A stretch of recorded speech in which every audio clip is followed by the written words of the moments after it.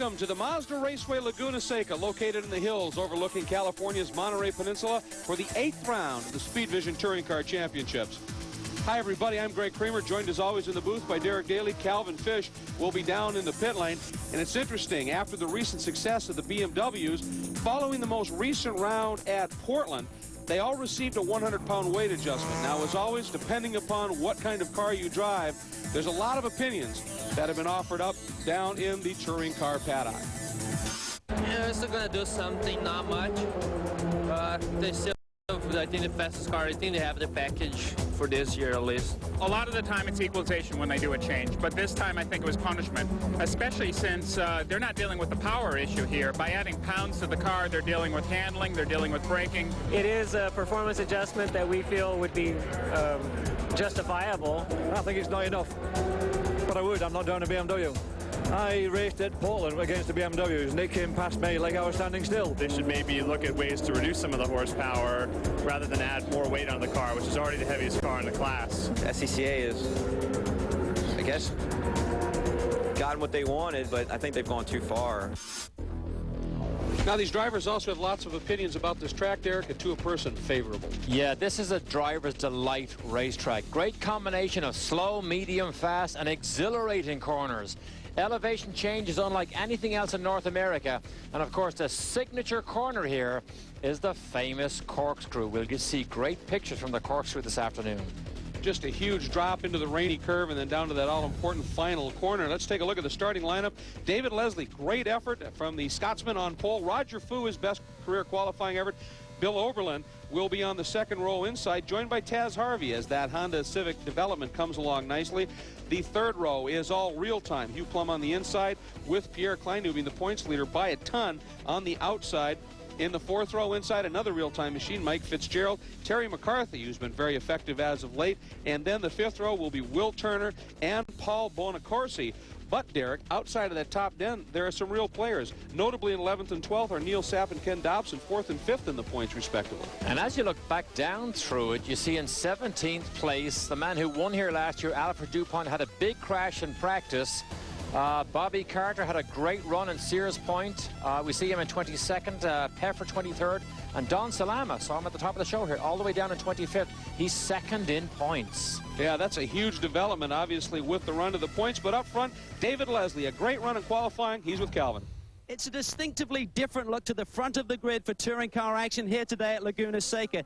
David Leslie, the British touring car standout, has been having a fast but sometimes fragile season in this Mazda 626. But here today in qualifying, he put it all together to claim his first Super Chips Pole Award of the year.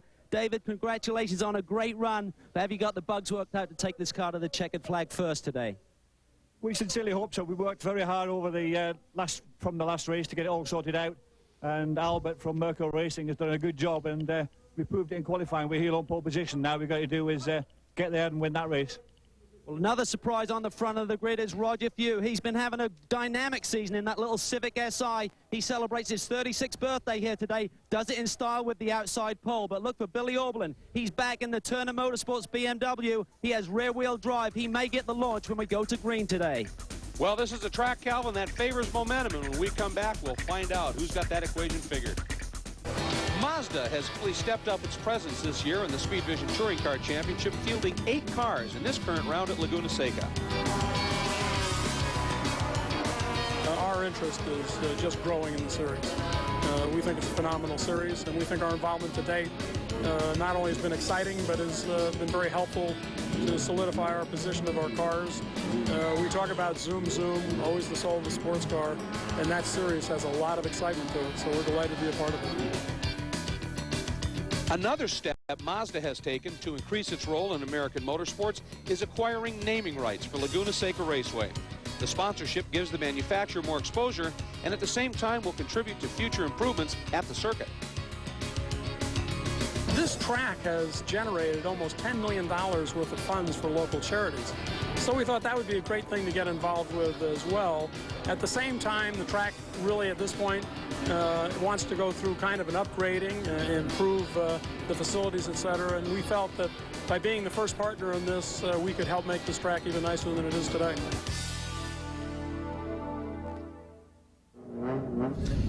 Look Looks like it's a good future for Laguna Seca. There's a look at the starting grid. That's Taz Harvey, and a fair amount of smoke emanating out of that machine. We're going to have to keep an eye on that, see if that's an indicator of some problem that might be coming up. There's the 5-second board. Officials clearing the grid. Boy, that smoke's still pumping out of Harvey's car. Watch for the lights. We're ready to go with round 8. Here it is. Oh, look at Arbelin's move to the middle, but look at Fu from the outside. He looked to have read that. Oh, big hit by that Bonacorsi. That's Fitzgerald and Bonacorsi got together, Derek, right off the line. Looks like they were able to, yeah, looks like they're continuing, but look at the leap that Fu made. In a front-wheel drive, little Honda Civic got a great jump on Bill Arbeling in that BMW, but just look at Fitzgerald. Never made it. I don't think he made it even 150 yards. So Bonacorsi seems to have continued, but Fitzgerald, absolute dead stick back there. And it's not that type of run, as you know, Greg. It's uphill, but it doesn't close down that much. There's plenty of room, so for those boys to get together, I mean, that was most unfortunate. On board now with Ken Dobson, local boy, lives just down the road. Right in front of him is the number 92. Good start by Will Turner as well. Oh, this is the battle for the lead. Overland getting the run, trying the inside of Fu. No, that's in turn number 6. High-speed corner climbing up to the corkscrew. Oh, one of the great elevation changes here. Just look at the uphill run. But look at Espinlaub is in trouble, also less than a lap into the race. Boy, attrition taking over very early in the running here. Espinlaub pulls off. Should be in a safe area, so we shouldn't need to go full course caution. Let's go back now and take another look at the start and the contact. Oh, and it wasn't just them. There was another car involved. That was Neil Sapp, wasn't it? Onboard Sapp here. And he hits Bonacorsi right here, who turns him sideways into Mike Fitzgerald. So Neil Sapp making a very aggressive move about 50 yards away from the start. Takes out at least Fitzgerald, maybe damage Bonacorsi. We'll keep an eye on that. Meanwhile, on board with Pierre Kleinubing, started 5th and dropped to 7th, right behind McCarthy. There's the pan back. And taking a look at Will Turner, who sits in the H spot right now, chasing Kleinubing. And Kleinubing, while he has that big points lead, with some of the adjustments made to that car, has found it a bit of a struggle this year, particularly in qualifying. Yeah, indeed, yeah. Double apex left-hander here. It's actually technically turn 2. On board now with Dupont. We don't... Oh, he loses it! Whoa! Alfred Dupont in all sorts of trouble. That's accelerating out of that turn 2, the double apex left-hander, and got it all wrong. One thing we're going to be watching all day here is, you notice offline here, it's not grass. It's actually dirt and gravel right up the edge of the track, and these cars will drop a tire. It brings that up on there. This track has been slippery all weekend. Yeah, look at the amount of cars that passed Dupont. He has, in fact, dropped all the way back to 28th place. And there's that dust I was absolutely talking about. In the corners where they do drop a tire occasionally, it gets real tough. Good action there, a little bit of lockup. Again, this is the run to the corkscrew. This is the exhilarating turn that I mentioned earlier on. Just look at the climb. Just look at the dust and dirt. Somebody off before they get it back onto the road to do the climb. And here's the corkscrew. The drop here is phenomenal. Cameras don't do it justice, but this is the most dramatic corner in motorsports in North America. Something like over a 10-story drop from the apex of the corkscrew down into the rainy curve. Remarkable. There's Bill Oberlin. Use that rear-wheel drive weight transfer to jump up to 2nd as we go on board with Bill down into that final turn. This is the long front straight now that runs up into the Andretti hairpin. And the guy he's chasing is Roger Fu, and Roger's been doing better physically, Cal. Well, Roger Fu leads this event, and certainly his car is healthy, but he has not been. He's been sick all week long. He hasn't been feeling well, and the word in the paddock is he's either got food poisoning or he's got the food flu, guys. Well, either way, apparently he's exhibiting some flu-like symptoms. Did he say food poisoning? I think he did. We're going to have catchphrases all over the place, but Roger Fu right now is showing a clean pair of heels to Bill Oberlin and the rest of the field here. Look at our man Fu. Pole sitter Leslie 3rd, Plum 4th, Harvey in 5th, and here is 6th through 10th. We'll be right back to Mazda Raceway Laguna. Back to Monterey, and this is Pierre Kleinubing, and he's taking a run at McCarthy. McCarthy up from 8th on the grid to 5th, but boy, Kleinubing out of the last corner got a great run. They are absolutely side by side. There's a little bit of that BMW motor, but he's still down inside, and the Acura gets the job done into braking. Oh, he gets hit! Oh! And that's Harvey. Well, he was behind them both, and they got together there. The little Hondas are so nimble in the braking zone. We saw Klein Lubing get the advantage over McCarthy, but then Harvey tried to follow him through and just smacked Terry McCarthy. 92 Turner was in that mix. Now we're on board with Ken Dobson, 7th right now. Wow, this is high action here, in the brake zones in particular. Now, of course, we talked about the BMWs at the top of the show with that 100 pounds weight penalty. Calvin, what's up? Since the last race at Portland, the BMWs, which were very strong there, have had 100 pounds added to their minimum weight, and it really affects things when you take them around Laguna Seca here, particularly on the uphill stretches. The Acura drivers really notice a difference now, certainly in horsepower, but also in terms of getting into the corners. They say they now have a much better advantage under braking. The BMWs are struggling a little bit. When you look at Roger Fu out front in that Civic Si, his car weighs about 700 pounds less than Billy Oberlin, who runs second. And Derek, we mentioned this is a track that favors momentum, and weight kills momentum, doesn't it? It really does, and that was a great point by Calvin, because we were on board with Klein Lubing when we saw the struggle for the BMW to go uphill past the pits, and then in the brake zone, the little Honda is so much more nimble. So it was really graphic when we were on board watching Klein Lubing and Terry McCarthy. But look at Roger Fu. He looks like a champion out leading the BMW and David Leslie in the Mazda. Here's the rest of the pack, couple of the real-time machines. There's Harvey, chased by Dobson, then McCarthy. There's Fu now in the Andretti hairpin, going out of frame. Oberlin sits second, and right there is Leslie in third. We should explain the objective of the sanctioning body is to try and even out these cars. That's why you add a little bit of weight to slow down their performance, hoping to get a balanced scale. But it is extremely difficult to keep everybody happy. Well, and it's understanding as we go on board Dobson in 7th right now, it's understandable that the drivers that receive that weight adjustment look at it as a penalty for overachieving, if you will, doing the right job, while the other drivers think, well, you know, they're doing what the rules stipulate in making those adjustments. Now we're on board here with Alfred Dupont.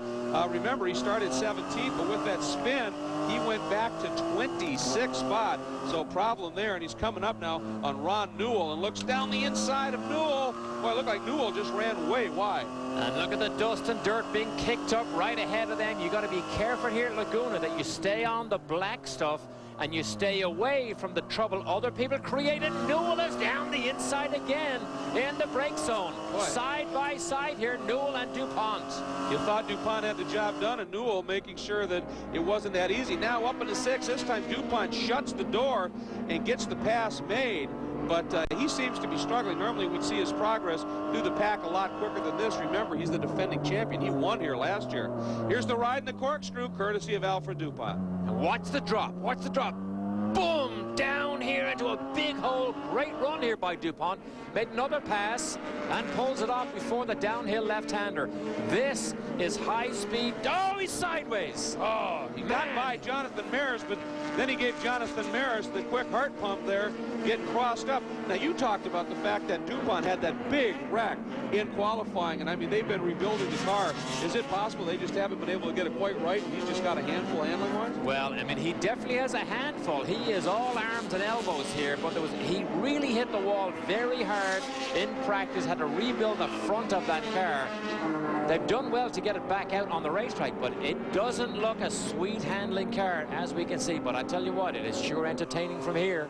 Now we go on board with Neil Sapp, currently 12th, being chased by Mark Kerberg in the South San Francisco Auto Sports. Pichetti Wines BMW sits 13th, so even back in the pack, the action continues. But up front, 5 laps into the 25, Roger Fu continues to lead, and he's drawn away.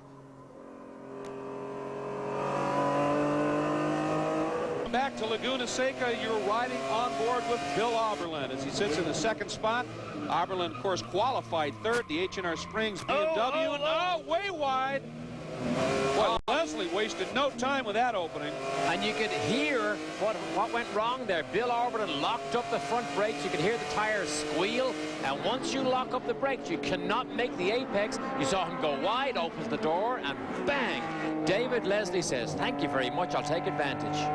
Well, he'd really been hounding Oberlin, and it closed up, and the pressure apparently got to him. On board now with Dobson in 7th, still chasing Taz. And there is Leslie, of course, started pole, first career pole, now in 2nd spot. but he just does not seem to have an answer for Fu. In the qualifying, he was 0.2 of a second faster than Roger Fu. Now he's clear of Bill Oberlin. Can he run down Roger Fu? Can the Mazda close in on the Honda here? Let's go back on board with Oberlin. Now sits in third. There's Leslie out front. He's back in the spot that he qualified in, but had been running a little bit higher. On this track, Derek, with those slippery conditions, with the dust, does it favor rear drive, front drive? Right now, I'd say it favors front drive. You've got two front drive cars running 1-2. Oberlin, the rear drive BMW in chase. But a measure of how close this is, Oberlin makes a tiny mistake and immediately loses a position. Speaking of closing up here, look at this. Dobson taking a run on Harvey. Oh, Harvey goes over to the curb. Dobson squeezing his way through. Oh! He hits him. Unbelievable. That was Dobson's mirror. Got knocked right back into his car. This is take no prisoners racing. And look at that move there. McCarthy, as Harvey obviously got frozen out, McCarthy dives underneath. Now at the start, you saw Fitzgerald stop. He's found his way into the pits, and Calvin's found him. Cal? Mike Fitzgerald has made his way back to pit lane. Mike looked like a good start initially, but then things got a little crazy up there. Yeah, Calvin, I don't even know what happened at this point, but I was pretty tight against the inside wall, and Paul Bonacorsi's car came across the front of me, which looked like it had a little bit of help, and another car came into the right side of me from behind, and I had two cars just push me right into the wall, and that was the end of the race. It was the shortest race I've ever had. A tough year for you. Yeah, you know, I struggled a little bit at the beginning of the year to figure the handle on these front-wheel drive cars, but really the last few races I've been right there with my really fast teammates, and just don't have anything to show for it this weekend. A couple of races left at Road Atlanta. He's looking for a podium before the season's over, guys. Boy, and don't count him out at Road Atlanta. You remember what he did in the touring cars last year. He knows that track. We're on board now with Plum, and he's fifth right now and trying to close up on teammate and points leader Pierre Kleindubing. Has worked his way up into fourth. And you know, even though Pierre has struggled in qualifying, it's his race performances, Derek, have kept easing him forward, keeping him in that points hunt. He's doing a nice job. He really is, and Plum is doing a good job this weekend too here. On board now with Alfred Dupont, who is still in trouble. He is now down in 22nd place, chasing Rob Hines, but he's in trouble with the handling. He's off. Is he off the road again? Oh, no, he locked up. That's Bobby Carter has looped it. Carter's gone around, and you talked in the opening about Carter struggling in this race after a great performance at Portland. Bobby Carter has not had a good weekend here. He's had very little practice. This car has not gone near as well as it did for him in Sears Point. But Bobby Carter hoping to do well here. This is a, what do they call them? Career-enhancing type days. Yeah, real character building Character building, exactly correct. Yeah. On board here with Dupont once again, and he continues in chase mode, and you can see how aggressive they use the curbs in the corkscrew. Some categories of cars can't do that and the drop down through the corkscrew because how it upsets the balance, but these cars a little bit more clearance. They can get up there and ride those curbs pretty good. Yeah, they are all over the curve, then of course into the dirt. Behind Dupont is Mark Hine. Oh, look, the lockup by Dupont. He's straight off. You can see he's got all sorts of troubles. Brakes probably just being one of them, but in fairness to this team, it was a scramble of a rebuild after the damage done in practice. They really did a remarkable job to get that car even back on the track, and if it's not quite right, still in all, an awesome job. Plus, he's dealing with that extra 100 pounds, and that's messing things up, I'm sure, just a little bit. So there's Dupont on board with Alfred, taking a look at him, trying to work through some problems here. 9 of 25 laps complete here at Mazda Raceway Laguna. Roger Fu remains untouched up front. Last season, Alfred Dupont's strong second-half run saw him finish in the top 5 in the final 5 events, including his first career win at Laguna Seca. This race, I really wanted to do well and led every lap, so it was definitely an exciting experience for me. And it's nice knowing that people didn't fall out of the race, and most of the guys I really wanted to beat were up there. This year, Dupont fields a 4-car team full of competitive drivers, and while he's had troubles in recent races, the team has done well as a whole. The last 2 times I did get taken out of a race, at least I had the opportunity to see my teammate win, so it was almost just as exciting as being out there. We have 4 good drivers now, so our odds of doing well are you know, obviously going up with the better our team's getting. It is much more fulfilling. So where does DuPont's focus lie in these remaining rounds as teammate Sapp fights for a top 5 points finish? Neil right now is my really top priority, and I always want to win. We both go out there, and I want to beat him as much as he wants to beat me. I'd love to get on the podium a few times in the last 3 races. Hopefully people will forget the last 4 where he didn't finish. One thing for sure, you can never count out Alfred Dupont, especially if you want some exciting racing. Whoa! That's Leslie off. Oberlin slides off. Both of them going wide. I wonder if there's not something down on the track. And they gather it up again, but Oberlin now has dropped back to 6th. And there's McCarthy down the inside of Oberlin, side by side. And McCarthy, you know, notice that? Mirrorless as well. He's been in a fairly close scrap, and he slides through, so Oberlin slides back again. Yeah, I'm pretty sure there was something on the racetrack when you see David Leslie, the second place guy, go way off into the boonies and then followed by Bill Oberlin. But now Oberlin, you see that? Another slight mistake, not necessarily his fault, and suddenly a whole gaggle of cars fly by him. He has a big job to do this afternoon to drag that BMW further now up the field, Greg. He's got to start hustling now. Meanwhile, of course, as you watch Hugh Plum there applying some pressure, Roger Fu managed to get through that without going off track. He's opening up a huge lead on board now with Plum, and he sits in 7th chasing Oberlin and working him over pretty good here. There is Fu, but now with that, as I said, he got through that. He has an immense lead that's built up now. That's Carter going to the pits. That's a lap car. So there's the story there. Carter's struggling, and we've seen a spin out of him, so he's ducking down into the pits at this stage. Not a good day for Bobby Carter, but more good days will be on the way. Meanwhile, Roger Fu just running away and hiding. He is having a great afternoon here, totally in control. And David Leslie now again, it appears, giving vain chase. Yeah, he's second, but back a ways. Here's the battle for third, and that's Dobson right now chasing Kleindubing and putting on a lot of pressure. That South San Francisco Auto Parts BMW right there. And of course, and we can't talk about it enough, they're carrying that extra 100 pounds. Got to be a little careful with tires, got to be a little careful with brakes, and really try and carry speed through the corners, and that chews it up a little bit. There's McCarthy behind him, then Oberlin. Heavier car, Calvin mentioned it earlier, as much as 700 pounds heavier than Roger Fu's machine. So you have muscle, brute force and muscle versus nice, nimble, but less horsepower. Now, we saw Bobby Carter. Yep, he's getting out of the car and he's with Cal. Well, Bobby Carter has decided to call it a day. Bobby, what put you out, mate? Well, I don't know if it was the weight that they added for us this race, or if it was we didn't get that much testing time here. And out of 4 sessions, we got about 8 laps, so it was just too loose. And I had the leaders behind me, so I just figured the smart thing to do is just to pull off and not let them go race and not get in their way. Not been an easy weekend for the DuPont team. Alfred had the problem in practice, actually qualifying this morning. Carter struggled, and Neil Sapp is not running near the front like you'd expect him to be. It's been a tough event. There's no question of that. And the crew's a bit beleaguered with all the work they've had to do. Meanwhile, look at the battle here for third. Onboard Kleindubing looking back at Dobson. And Dobson keeping the pressure on. This is a great fight here for that rostrum position. Dobson in that BMW I mean, he looks every bit as fast as Kleindubing. Now remember, Dobson has come all the way from 12th on the grid to challenge for this rostrum position.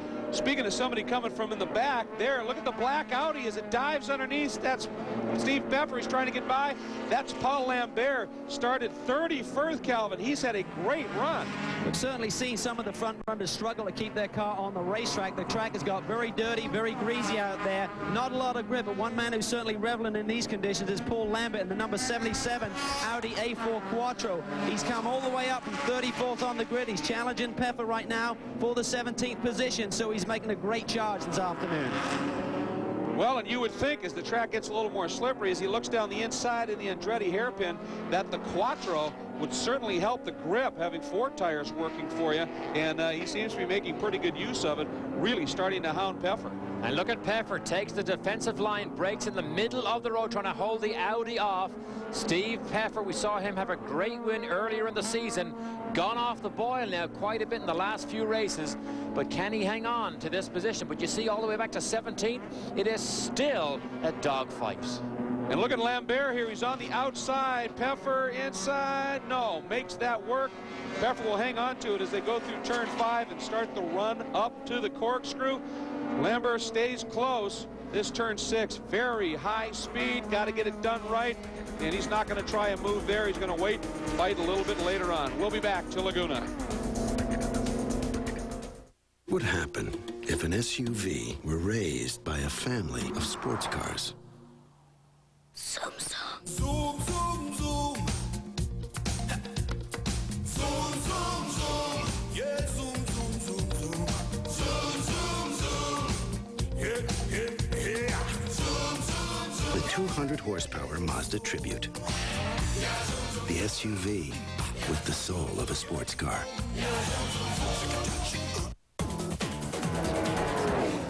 What is the essence of performance? Speed? Traction? Control? Welcome back. This is the battle for third. Once again, looking back from Kleinubing, and look at Dobson closing up. But Kleinubing, nice job of being defensive there, and that's allowing McCarthy to join those two, though. It's such a difficult thing for Dobson to force his way by these nimble little Acuras in the braking zone. You can see he has good horsepower to stay right behind him, but to actually force the move, it's very, very risky in these brake zones. On board now with Ken, doing a great job here. By the way, on the way to break, I gave the driver of the Audi Quattro a little Gallic flair by calling him Lambert. It's Paul Lambert. Nonetheless, he's doing a great drive, as is Dobson. And it's again, closes right up. Yeah. Oh, very close. Difficult to do this, though, to slide down the inside in the brake zones. The uphill run, does he have the horsepower? He does. He's got a little run. Not enough. Oh, he's right behind him. Trying not to give up any of that hard-earned momentum. And once you get through 6, the climb really gets dramatic. Yeah, can the horsepower tell here? Or is the weight that keeps him just about even? These are very, very evenly matched at this particular time on the racetrack. Down through the corkscrew, looking back, and just point skyward from the rear cam as they make the drop. One thing to note, though, you may have a quicker car, but sometimes you catch somebody in front, suddenly you find yourself racing at their speed because you just can't get by. And that is the problem. There are so many corners here, so many braking zones, and if you don't want to have an accident, you better be really, really sure of your pass that you can pull it off and don't have blue smoke like that. Oh, it's Leslie! Leslie is off. And he's getting freight trained right there. I think McCarthy's certainly going to get by him as they make the run. What happened? Our second place man, Greg, that was the same place Bill Oberlin went off earlier on. So David Leslie, we're on board with him. Yeah, you can tell something's amiss. I was going to say he was all by himself when that happened. There goes Will Turner. You know, very close across the bows, but Leslie, you can hear something sounds like it may have let go, maybe lost a gear. No, I think it's the brakes. You can actually hear him pumping the brakes. But he you know what? That's trouble big enough that he is not going to go to the pit lane and fix this. He is done for the day, it looks like, if he's running that slowly. Yeah, he's just trying to get out of everybody's way. Meanwhile, Dobson continues the chase on Kleinubing, but guess what? It's for second. It is. No, he gets him! Man, a love tap on the left rear corner, just enough to slip by. That was an awesome save by Kleinubing, but not enough to keep even McCarthy behind. Just that little bit of a tap has cost him 2 spots, Kleinubing-wise, but what a brilliant save.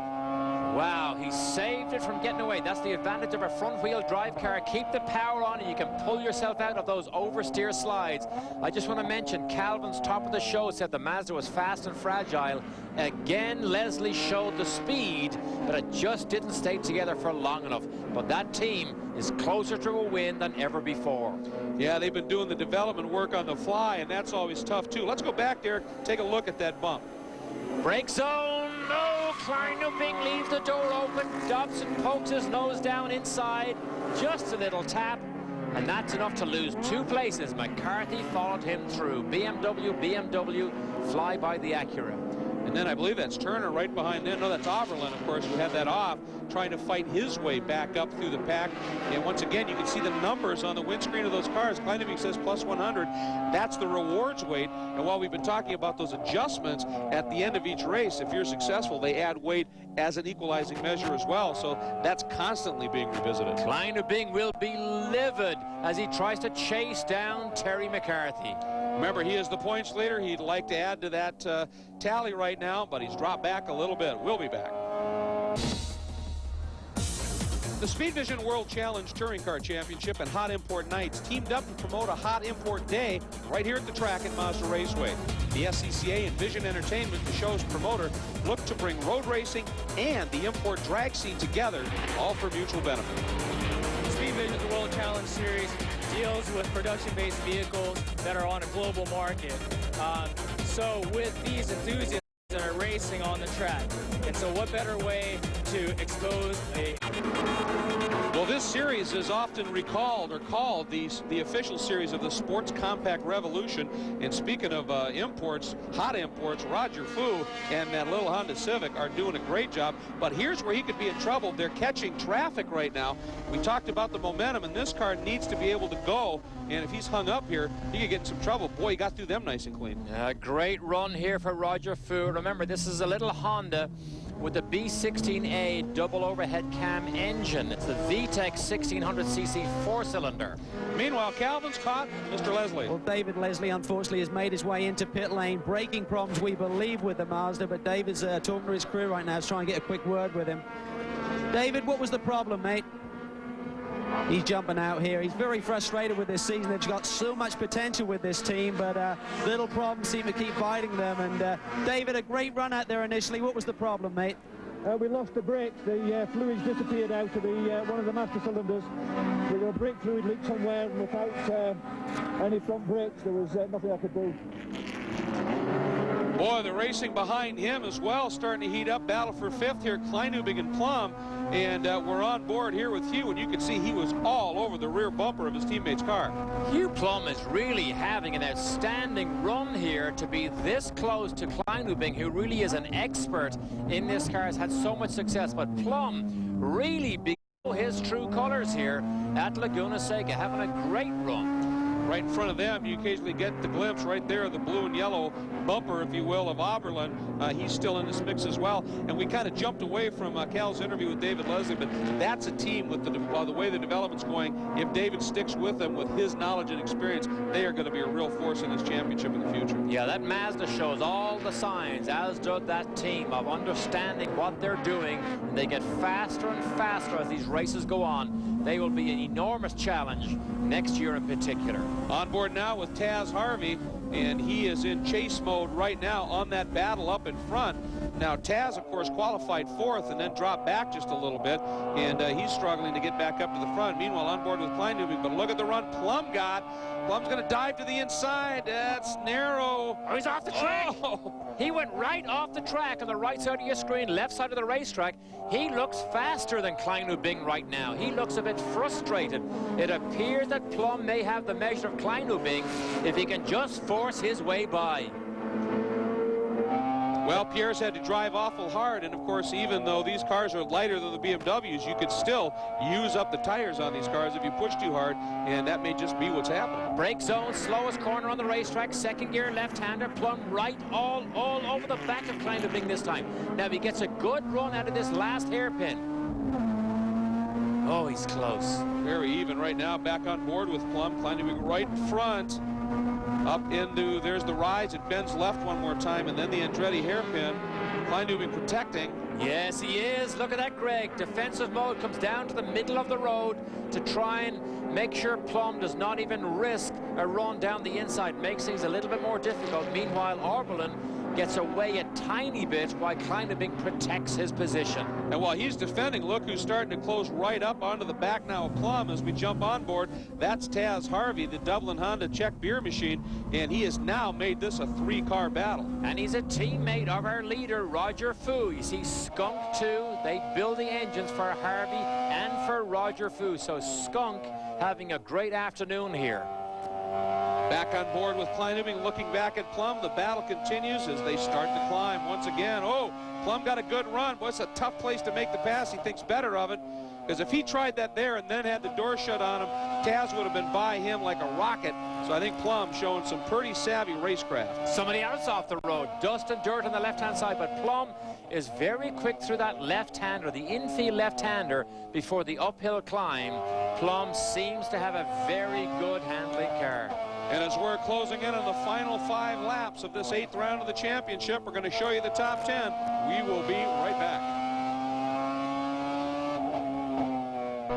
We are back at Mazda Raceway, Laguna Seca, on board once again with Pierre Kleinubing, looking back at his teammate Hugh Plum. Right behind him is Taz Harvey, who's dropped off again just a little bit. And Harvey's car, not the same size and engine and power as these cars, so he'll catch him. But then when he gets stopped, he has to drop back again. They're going by some lap traffic right now. There's Plum making the move.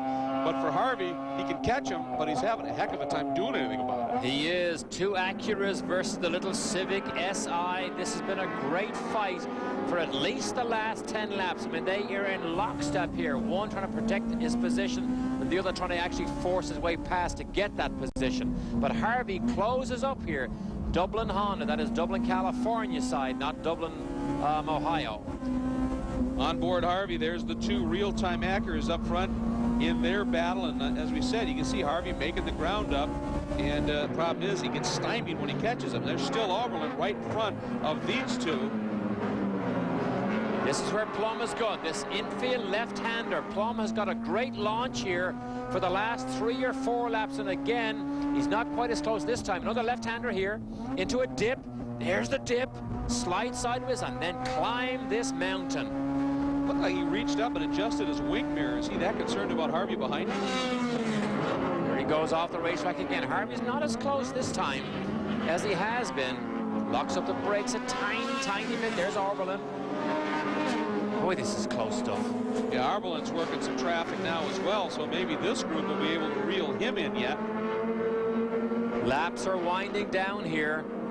Roger Food begins to feel the excitement. He's led every single lap, but we've had great fights all the way back through this top 10.